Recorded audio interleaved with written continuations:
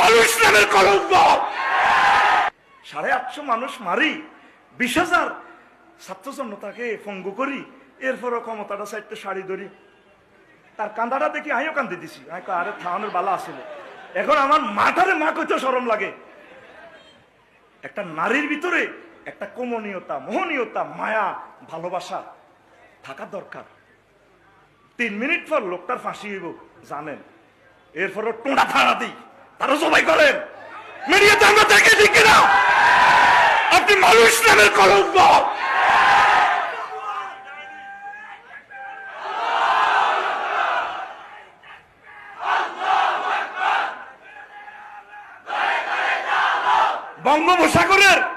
বঙ্গোপসাগরের পানি কি যদি কালি বানানো হয় আর আমাদের 16 বছরের দুঃখ যদি লিখা হয়, কালি শুকিয়ে যাবে, আমাদের হৃদয়ের গা লেখা শেষ হবে না।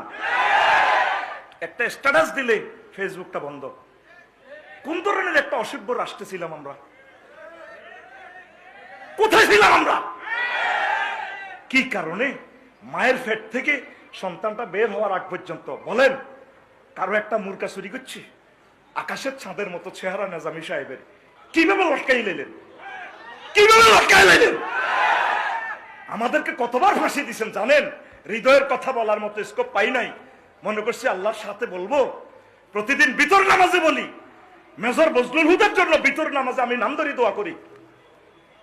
কথা ঠিক কিনা? মামলা রেডি আছে, শুধু নাম বইয়ে দেয়। কি বইয়ে দেয়?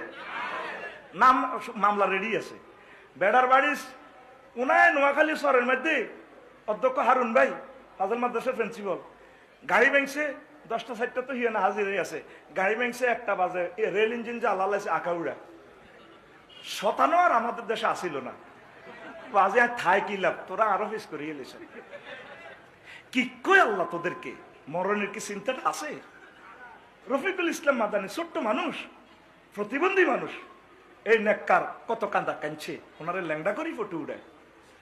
আসেনি পরকালের ভয় মুসলমান?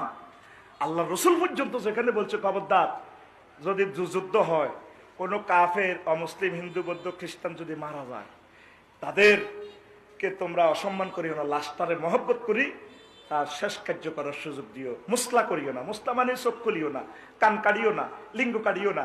তার লাশটা বনি আদম না বনি আদম, তারা মহব্বত করি, তার পরিবারের কাছে দিবা।